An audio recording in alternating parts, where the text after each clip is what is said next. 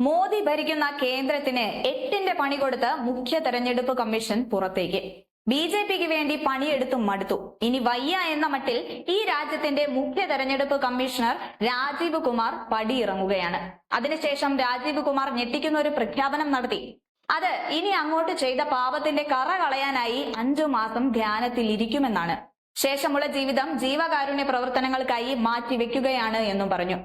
ഈ പോകുന്ന പോക്കിൽ മോദിയെയും അമിത്ഷായെയും അടങ്ങുന്ന കേന്ദ്രത്തിനെതിരെ 8ന്റെ പണി കൊടുക്കാനും രാജീവ് കുമാർ മറന്നില്ല.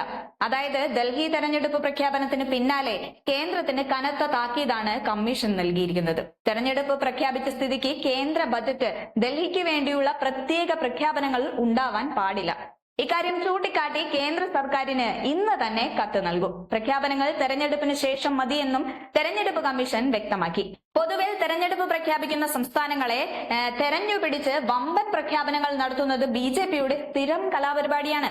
എന്നാൽ ഇവിടെ അത് വേണ്ട എന്ന് അടിവരയിട്ട് പറഞ്ഞുകൊണ്ടാണ് യാതൊരു തരത്തിലുമുള്ള ആനുകൂല്യങ്ങളും കേന്ദ്രം ഡൽഹിക്ക് വേണ്ടി പ്രഖ്യാപിക്കേണ്ട എന്ന് പറഞ്ഞത്. അതേസമയം ബി.ജെ.പിക്ക് കനത്തിൽ കിട്ടിയ ഒരടി കൂടിയാണിത്. കാരണം ലോക്സഭാ തെരഞ്ഞെടുപ്പിൽ ഇന്ത്യ മുന്നണിക്കും കോൺഗ്രസിന് മുന്നിൽ അടിപതറിയ ബി.ജെ.പി ഒന്ന് പിടിച്ചു നിന്നത് ഹരിയാന, മഹാരാഷ്ട്ര തെരഞ്ഞെടുപ്പിലാണ്. എന്നാൽ ഇവിടെ തെരഞ്ഞെടുപ്പ് കമ്മീഷൻ കൃത്യമായും ബി.ജെ.പിക്ക് വേണ്ടി പണിയെടുത്തു എന്ന് തന്നെയാണ് കോൺഗ്രസ് അടക്കമുള്ള പ്രതിപക്ഷം ആഞ്ഞടിച്ചത്. വോട്ടിംഗിൽ തിരിമറിയും ഇ.വി.എമ്മിൽ അട്ടിമറിയും നടന്നു എന്ന് തന്നെയാണ് ഹരിയാനയിൽ 20 മണ്ഡലങ്ങളെ ചൂണ്ടിക്കാണിച്ചുകൊണ്ട് ജയറാം രമേശ് അടക്കം കോൺഗ്രസ് നേതാക്കൾ പരാതിപ്പെട്ടിരിക്കുന്നത്. ആ ഹർജികളെല്ലാം ഇപ്പോൾ സുപ്രീം കോടതിയിൽ കിടക്കുന്നതിനിടയിലാണിപ്പോൾ രാജീവ് കുമാർ ഇതേ കേന്ദ്രത്തെ ബി.ജെ.പിയെ പിടിച്ചു കുലുക്കിക്കൊണ്ട് പടിയിറങ്ങുന്നത്.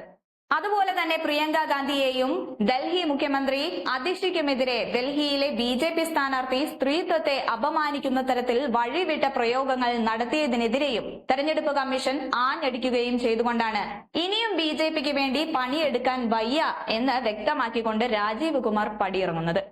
ഡൽഹി വാതിലിൽ വന്ന് മുട്ടുന്നതിനിടയിൽ ഉള്ള മുഖ്യ തെരഞ്ഞെടുപ്പ് കമ്മീഷണറുടെ നീക്കം ബി.ജെ.പിയെ ആകെ ഗതികേടിലാക്കിയിരിക്കുകയാണ്.